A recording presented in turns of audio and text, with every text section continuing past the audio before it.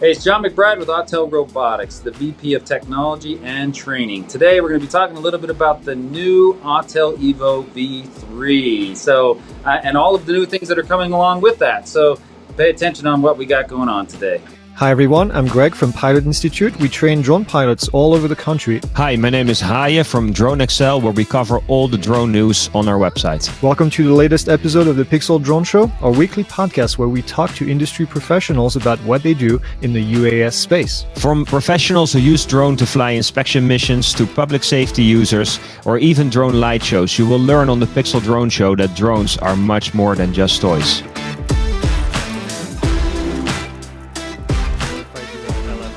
Well, Haye is not that funny, so I don't have to laugh. I try not to be. Well, it's a good thing we're not in the same office, huh? That's right. Well, ladies and gentlemen, the crew is back together after taking what feels like a European vacation. Both Haye and I are from Europe, so we took a month off from doing PiXL like good Europeans that we are. And yeah, we're back. How was your European break? My European break was awesome, except for the fact that I haven't been to Europe at all. So, it was nice to have some time off. I also found it was harder to get people lined up for the show during the summer break. I guess that makes sense. But happy to be back and happy to launch new episodes every week. Yep. Yeah, I'm excited too. Yeah, I think it was good. We had a lot of guests here to record courses, so we get busy with that. And then, like you said, harder to find people in the summer. Everybody seems to have a part of their team out of the office at one point or another. So, but here we are. So, Commercial UAV Expo right around the corner next week, and we have today John Mcbride. Has he been on twice or only once so far? I think only once, but he was, I believe, our first official episode. I mean, the very first one was with ourselves, and then I think the next one was with John Mcbride.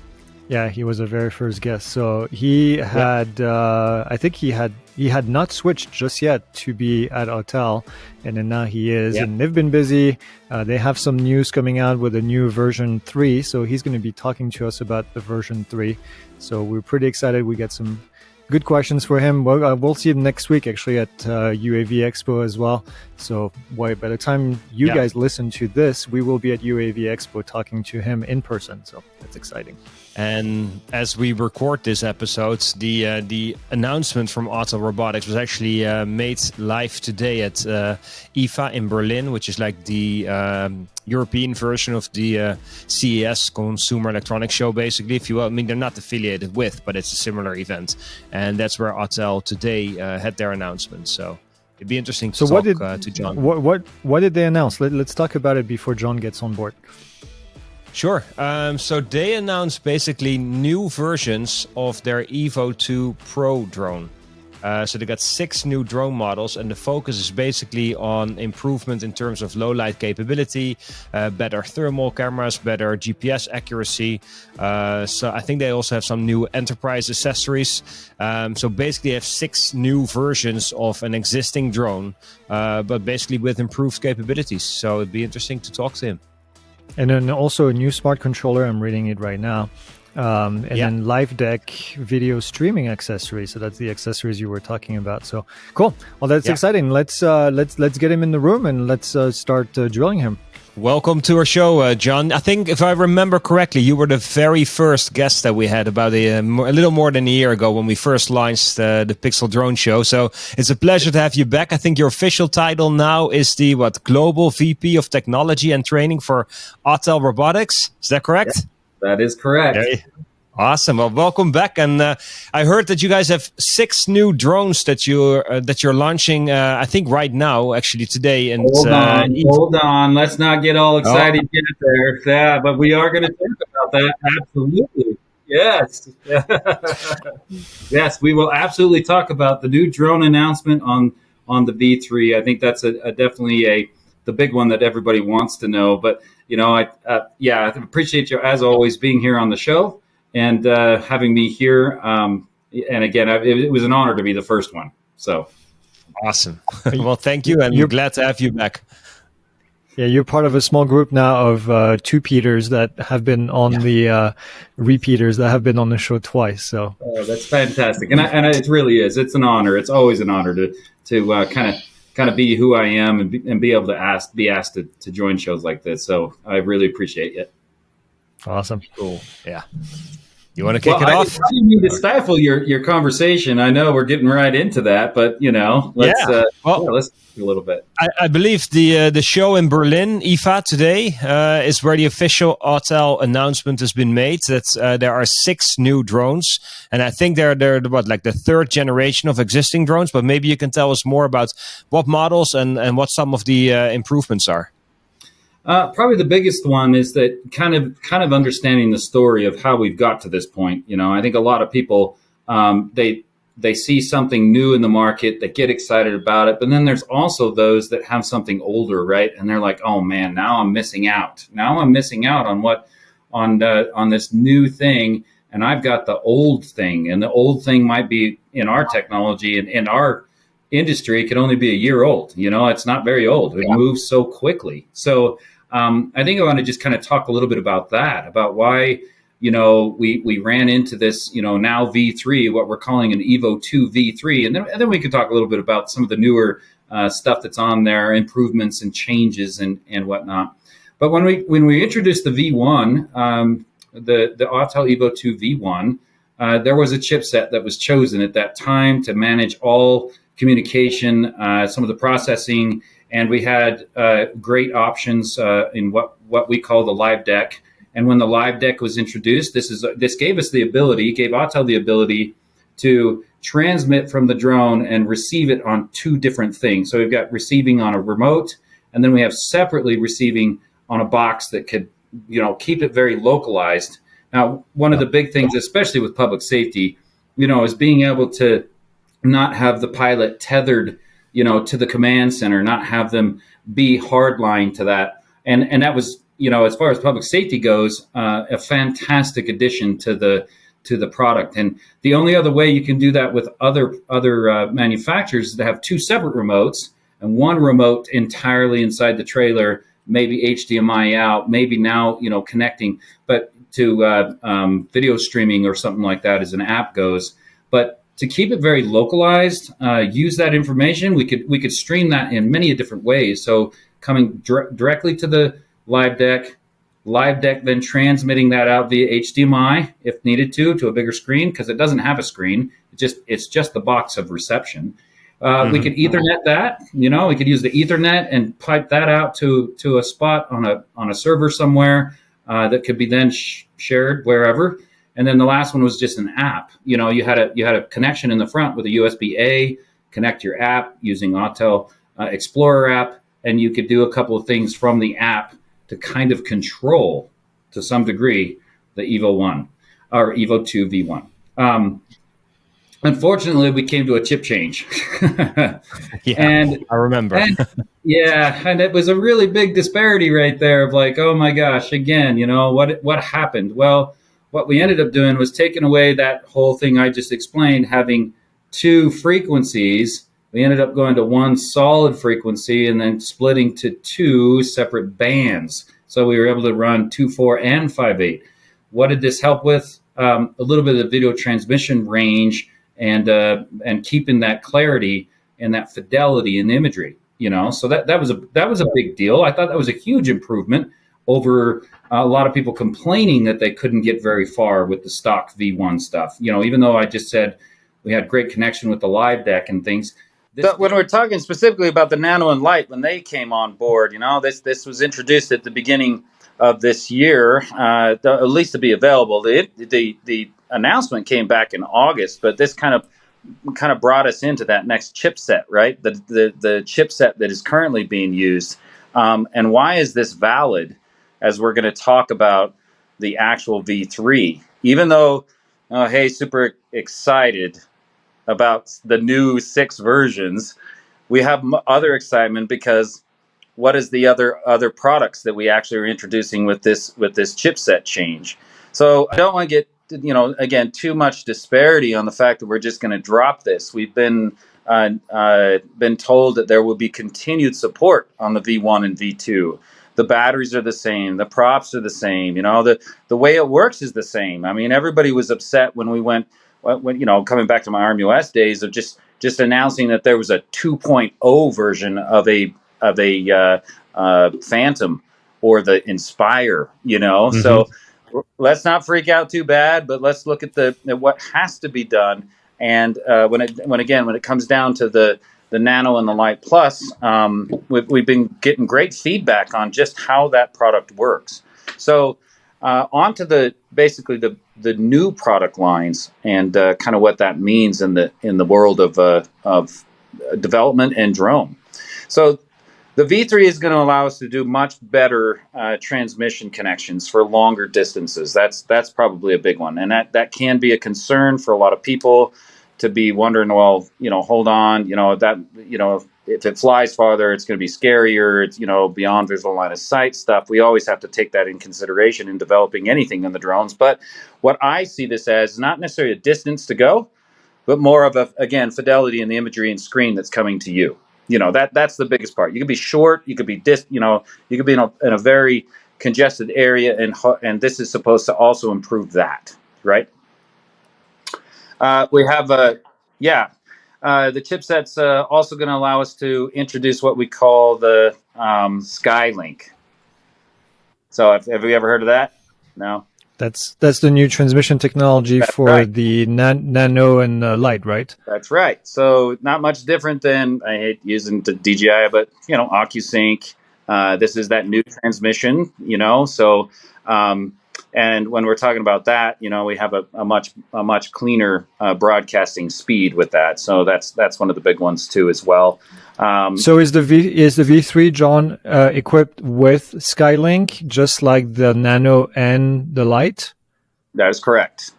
So that could mean down the road transmitter that would encompass all three of these models? That is correct. Okay. So, So for those that and even though we will get into this on the new drone types, well, what do we got? We got the RTK. That's going to be a V3 version. A little bit better connections as well. We're going to have the Evo 640T, and the 640T has already been a popular payload. And remember, I try to teach people that when you look at the Evo line, especially the Evo 2, you can remove those payloads and put other payloads on. Yeah, it's the only drone in the market that can do that. The only one. I mean, I keep pulling up the Lite here. I can't take this one off and put a thermal camera on, but the Evo 2, absolutely. So even though we can buy them in combos like a 640T or a 640R or a Pro or the 8K, we can buy one and always switch the payloads around, So there is kind of a cheater system of this going on to where we are introducing 6 drones, but they are not necessarily 6 drones. They're 2 drones and have multiple payload options, and can be bought as combos as such, right?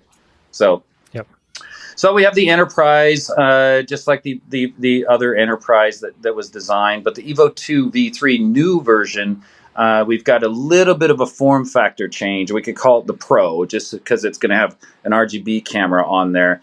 There are going to be some sides on it that are kind of cut out that have a little bit more breathing capability, but the batteries are identical. And again, some of the, depending on the props and whatnot, are going to be identical.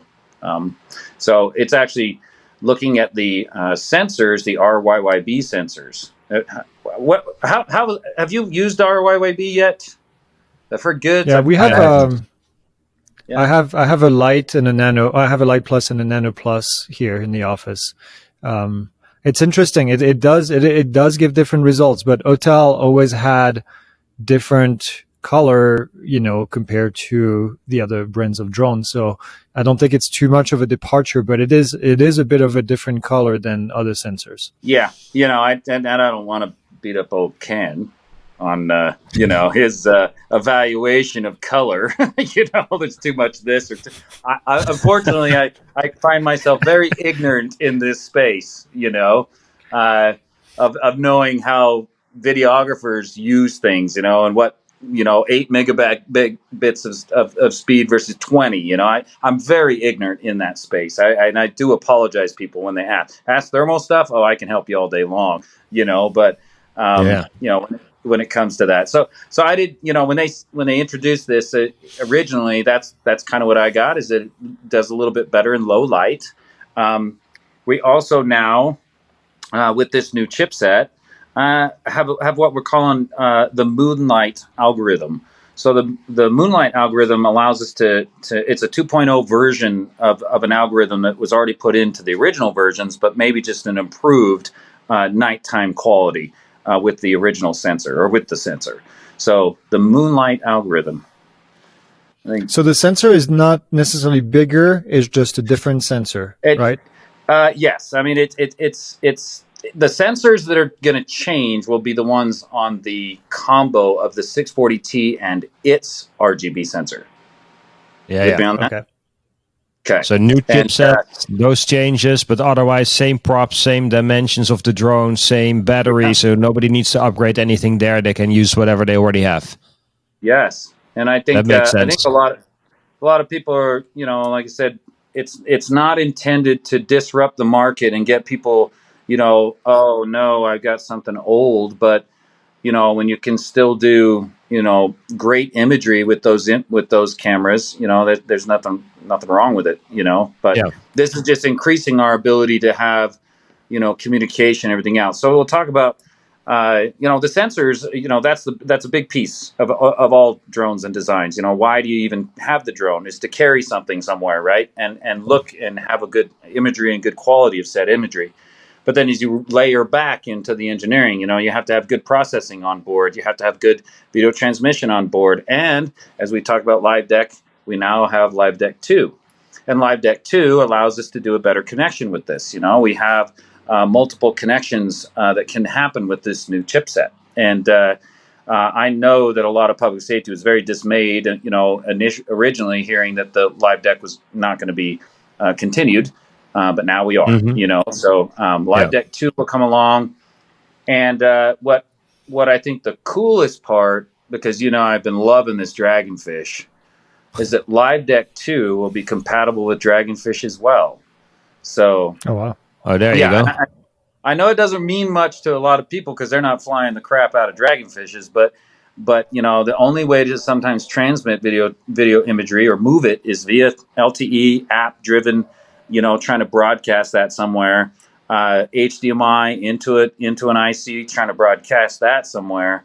But when you really are pulling that imagery straight from the drone instead of via here, then downsampling it, then sending it somewhere, we're able to connect it, much better. And so no more 200 foot long HDMI cable in Texas to show the footage on the TV. That's right.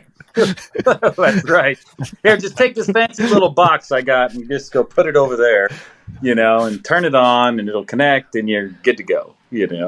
I mean, that's important for public safety. That's a big deal for public safety when you have a command center that wants to showcase the footage. Right? I mean, talk about that. Talk about real use case, because this is not a product that we've seen. DJI doesn't really have anything like that available. I don't know of really any other companies that has that capability. So that's a big plus. No, and I had to be quite fair. I hear this often from one of the best. One of the best sales guys I know out there that works under Autel, Keith Gerhardt. He's kind of tendered here at 3.5 years with the company. He was here when Evo 1 was released, and then Evo 2. And when Evo 2 came on, the Live Deck was put out there, but he feels that it just wasn't. It was really under-marketed. It wasn't marketed well enough to really establish a good beginning for it. It didn't. The egg didn't hatch well. However, it might have been really ugly at the beginning, but she turned into a beautiful swan, and then everybody wanted it after they figured it out, right? Yeah. I mean, and then all of a sudden we got a chip change, of like, well, now we can't do that no more. So, but bringing it back on board, I hope that people see what the Live Deck is capable of. And it doesn't have to be just used in public safety. I mean, when you're, I've done a lot of productions where I had some you know, director or that guy standing and hovering over the top of me while trying to fly, because I had the only device that you would be able to see, and him yelling in my ear and screaming, "Hey, go, go, go, up, up, up, left, left, left. Oh, well, you almost got it. Oh, you know, all of that. I'd rather that happen, you know, much further away from me. So I have a bit of a curveball, and I know it's not your department, but maybe you can help us understand a little bit. And I had to use DJI, so I'm going to use Apple.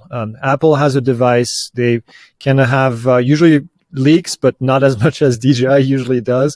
They have leaks. The product gets released, and then you can typically purchase the product pretty much right away, and it becomes available within a couple of weeks. Sometimes a little bit longer. We saw that a couple of years ago, but it seems like it's getting better. Autel seems to have a slightly different approach where they introduce a product and then it takes a couple of months for the product to ship. Can you talk maybe about the reason behind this approach, and why not do what seems to me like a better marketing approach of the product is here, it's ready, we can ship it tomorrow, boom, here's the product? I can talk a little bit, and this might take a minute just because kind of understanding on a manufacturer level. I mean, prior to my previous job, I was just a user. I was just a guy that used the drones, and then I started building the drones, and I found sourcing to be my biggest problem, to try and get the products that people wanted. And I created a little something. Well, I need to order a whole bunch of motors. Hold on. Well, how long does it take for the motors to get here? Well, you can't get the motors. Where are the motors? You know, and then you look at the sensors, then you look at the frames, you know. So when it comes down to mass manufacturing on some degree, I can tell you, use Apple as an example, but I'm going to beat up one manufacturer for 1 second with Skydio. So Skydio on the S2, you know, was the same thing, right? I mean, there was so much energy in the market to try and get a Skydio S2 that when you went to go get one, or even I tried to get one for my own customer base at ArmUS, what did you say? 6 months. 6 months. You know, why? You know, well, that's what I attribute it to. A lot of it is sourcing. A lot of it is making sure that that's ready to go. Now, DJI is a little bit different. You know, they are buying in the masses, and they didn't start this way, of course. There was a little while that it would take some time to get some things. But, you know, as far as the Apple example and the drone industry example, the only one that's really doing that really well is DJI to some degree. You know, that can commit to the sourcing amount on their side to say, how many sensors are we going to buy? Well, you know, we own 99% of the market share, so let's get 20,000 of those, you know, and then they can have Sony make 20,000 or 200,000. I mean, when we're talking number 2 million, how about we order 2 million sensors from Sony? How about we order, and that's one drone times 4 motors times speed controllers times flight controllers times, you know, a case to put it all in, the remote. So anyway, it's a long answer, but here comes Autel that I think the best thing about Frank is he kind of tests to see. I mean, it's really hard to commit and just say, well, how many would we make? We don't know. It's really hard. And I put that back into the instability of what sourcing looks like, especially right now. You know, chips especially, you know, you don't even know if you can get, you know, 100,000 chips, and they, you know, you commit to an order and they only give you 10,000 chips, you know.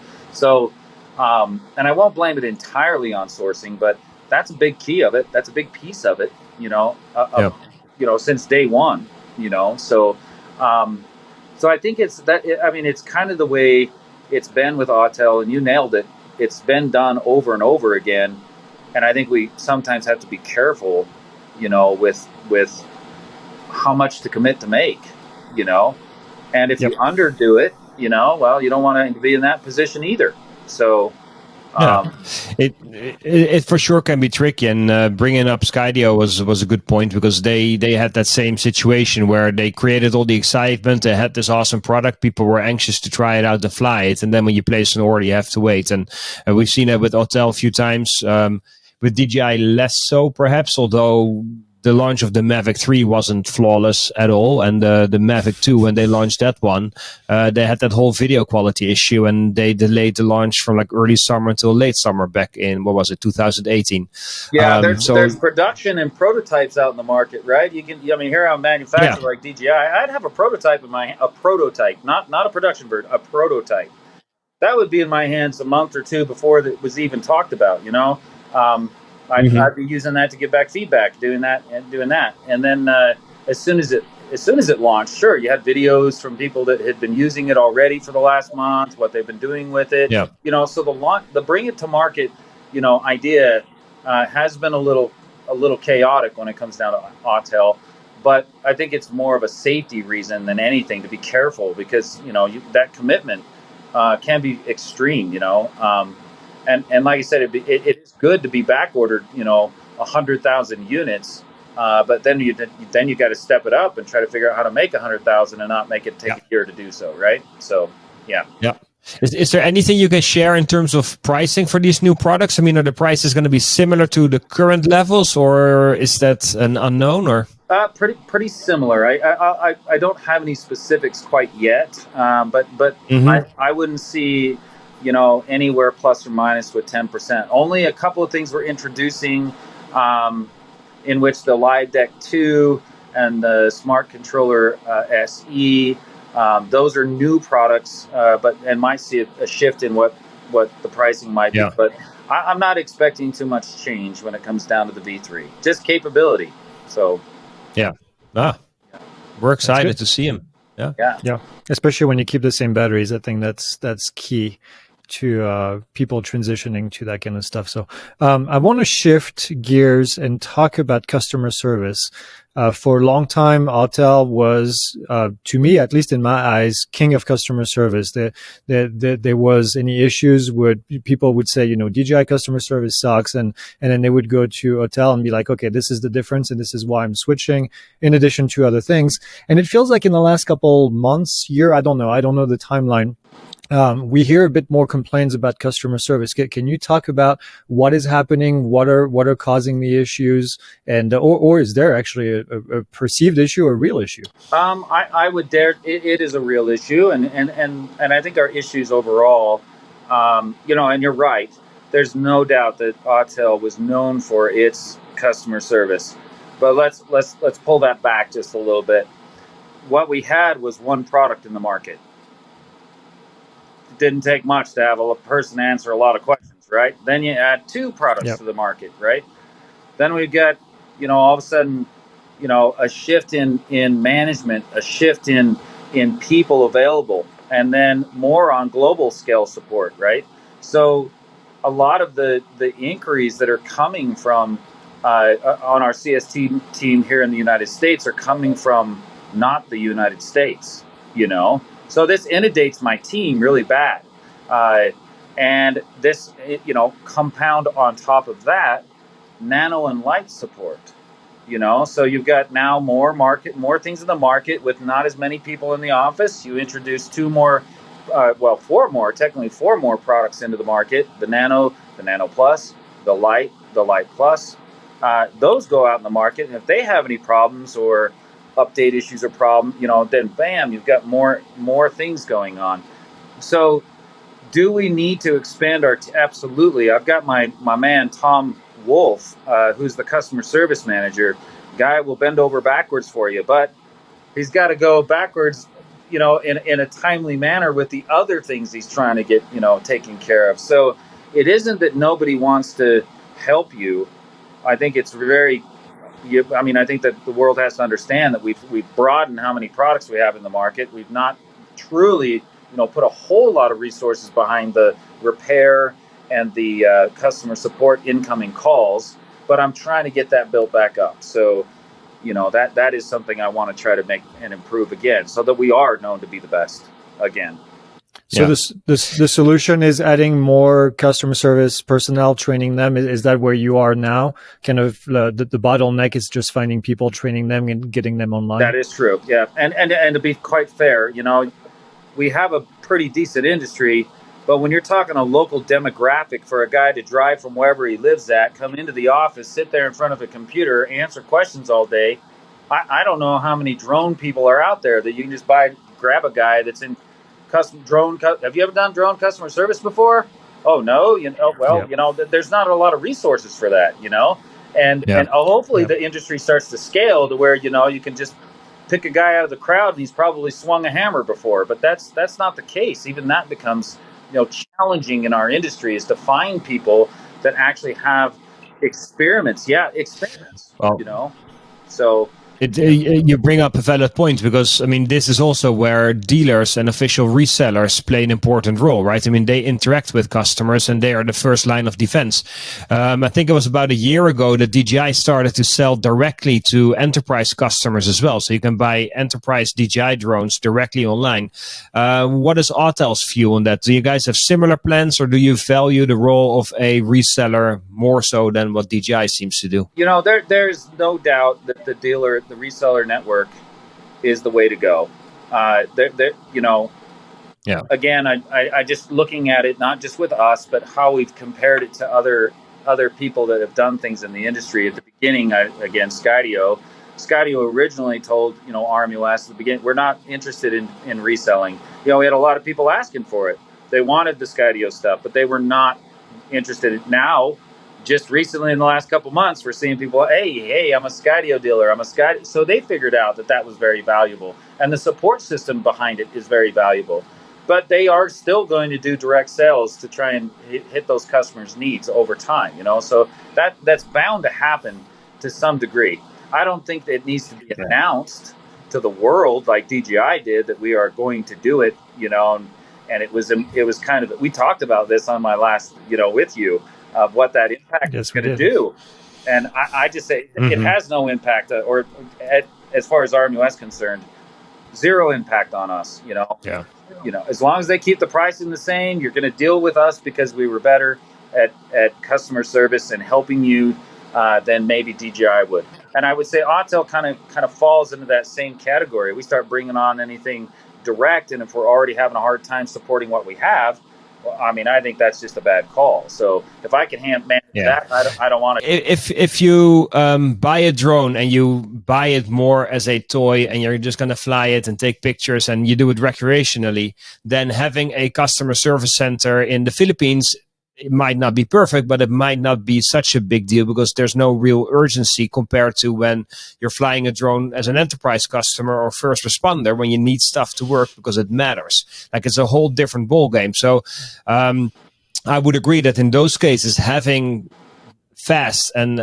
adequate customer service, whether it's either from the manufacturer right away or from a reseller, is much, much more important. Yeah, I will say, and again, I don't want to beat up on other resellers, but I will dare say that RMUS was special.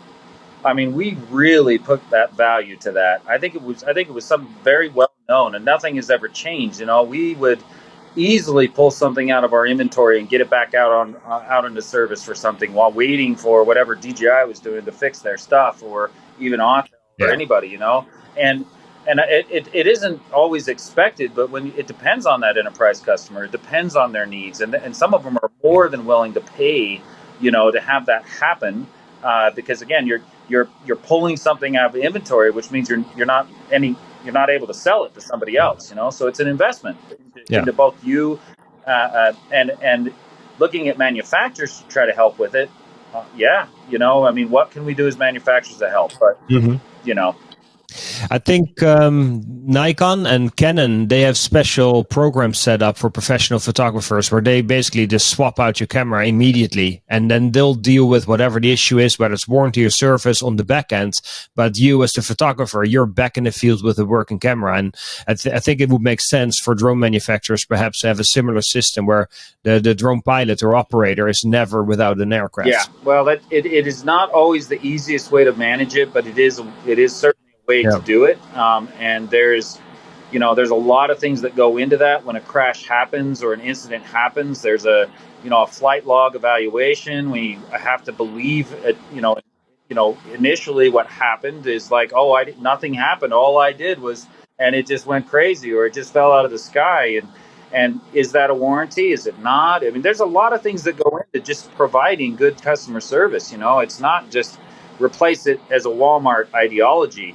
Just take it in there and some guy's just going to replace it. No, I mean, we've got to figure out if there was something, you know, majorly wrong with the product, and additionally, make sure that it isn't a global issue with, you know, a firmware update that might have to fix it. You know, so that evaluation process is a little bit more than just here you go, it's okay, we'll fix your stuff and let you know what your bill is. You know, it's you know, and this just comes into the industry. Why we talk about it, how the industry rolls, how we're seeing these changes, how we're seeing support. We're 5 years into this. I keep saying 5, Greg.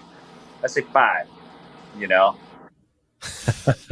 I mean, 5 years of all of a sudden things are coming online and people are asking questions about why doesn't it work like this, or why don't we do like this, or why, you know, and still, you know, rules and regs being changed every other week, and, you know, technology changing every week, and people changing jobs every week. You know, it's still kind of well, you're jumping into my next topic. You're going straight into my next topic. Let's talk about the dirty industry word at the moment, which is remote ID. What's the implications for you as you as in Autel as a manufacturer? What's the deadline is right around the corner, right, for manufacturers to implement remote ID?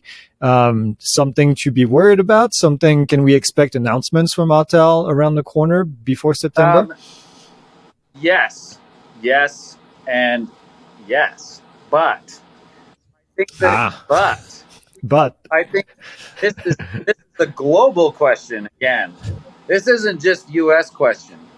You know, does remote ID work in UK? Because they have a remote ID, right? Yep. Does remote ID work in any other parts of the country? Global manufacturer. Well, we have to understand that this is a hard ask for the FAA. You know, it's a difficult one to make manufacturers be responsible for that, because again, especially global manufacturers. We're not talking like that's easy for some of the companies that only make in the United States. They don't sell it anywhere else. You know, maybe they're sending it somewhere else, but they don't sell it anywhere else. And that is a really hard one. However, the yes comes online that it's already been in the thought process. It will be enabled. It will work as long as we know what to connect to, what to use for that. You know, I still think that's kind of a question, you know, and I don't ever hear anyone else get asked about remote ID except for 2 companies, Autel, Autel and DJI. No one else cares. Like that. Like it's, well, how does your Bobby Watts machine? How you doing with remote ID with that? You know, how's your Skydio coming along with remote ID? Are you guys doing that? You know, I know that they are, but I'm just saying that it's like, it seems to be a bit more of a question for the global manufacturers than it is for the local manufacturers. You know. Yep. Yeah, the big names got most of the attention there. That's for sure. And I would prefer, I would absolutely prefer this subject to be, you know, done with a separate unit if possible. If that could be done and just added to it, and that's it. You know, I would much prefer that than trying to make one for Japan, one for United States, one for UK, one for Ukraine, one for here, one for there. You know, different systems. It's like ADS-B. ADS-B is not one system. There's lots of them that, you know, you have to have the right frequencies, it's all that same, you know. Yeah. It'd be nice if we had one standard globally, right? And not just different for different areas or different countries. But that might seem far ways away still. Can you talk at all about what we can expect from Autel going forward? I mean, you now have new chipsets. You have these 6 new versions of drones. If we look forward into the future, let's say a year, 2 years, what's the focus for Autel? This is a great question. Besides just making stuff, what is the future of Autel? What are we looking at? What are we going for? I've been given privy to come right out of Frank's mouth of trying to be the best industrial drone manufacturer on the planet. The best industrial drone manufacturer. Now, that's a big chunk, right? That's a big thing. That's a big asking. But, you know, when you're talking about most of the things you were talking about on the Autel Evo II, does have more of a commercial level use to it. Public safety. Connecting. Doing things on a prosumer level. It doesn't help out with that idea that we still have the nano and light, but these can be used as trying to get into the ecosystem of how to use Autel products. Dragonfish has been my baby. Yeah. That thing has been my baby. I've been jumping around all over the country, showing it, talking about it, training on it. And I believe that is one of the first things in the future of creating new product, new things outside of just a normal quad. Other than that, we see this huge value of trying to globally service. U.S. office is doing a pretty good job. We're doing a pretty good job getting product in, getting it out to our dealers, and trying to support that product when it gets sold. And I'm hoping to broaden that out a little bit more, because we do absolutely get hit up. I get hit up. I know Ken Booth gets hit up from many markets all over the place. So, So one word that kind of spiked my interest in your answer right now is you said industrial drones. Is Autel making a move like Parrot, where consumer drones are considered not as important going forward, and the focus shifts to industrial, enterprise, commercial customers? I think it has to. I mean, there's this place for consumer drones, right? There is, but who's got the consumer drone market right now? How do you push against a company like that can make something for $500 or less? I mean, it's just not profitable. The only way you do it, that's tough. Yeah. The only way you do it is by injecting a ton of cash to build production facilities so that you can have more volume to sell for cheaper. And that's where DJI has everyone right now, is they have those production capabilities that nobody else has. Hence, they can make it for cheaper. So yeah, you're right. It's nearly impossible. And I think Parrot has realized that, like you said, Haya, and it looks like Autel might be realizing the same thing. So it's. And it seems that Skydio came to the same conclusion. So it's okay. Let them have that market. The only problem is that, when you talk about some of the smaller drones and what people choose to do with them, that's usually an introduction into the ecosystem of the brand. That's usually how it goes. A department doesn't buy a $50,000 drone for their very first drone. They're going to buy something small.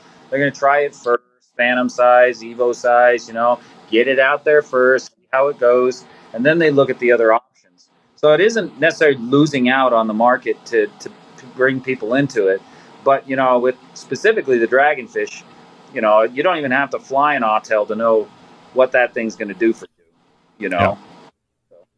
But already Autel still has some legitimate benefits that we don't find anywhere else, right? I mean, you have swappable payloads, you have the live deck, which seems to work pretty amazingly. You're not changing any of the hardware of the aircraft, so you can keep using the same batteries. There's no geofencing, so there's a number of good reasons, I think, for people to choose Autel in that case. And I think a lot of people have seen the also shift in management, shift in changes of personnel.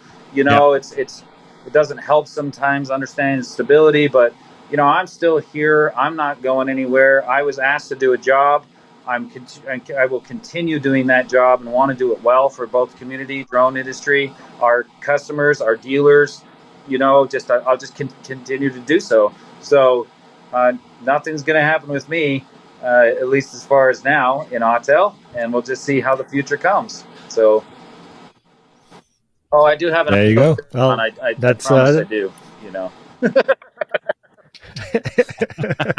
That's why I had to cut my hair for this exact reason. Well, John, as always, it's an amazing pleasure to talk to you about drones. You're obviously passionate. We all know that. We look forward to seeing you in Vegas in a couple of days, and look forward to hopefully having some of these models that we can look at and play with. So thanks for spending some time with us. And it's an honor to always show up on this show again, being the first guest, and currently doing that. I get it. Yeah, and the last guest right now. Get on 3 times, Big Moss. 3 times, Big Moss, baby. Oh yeah.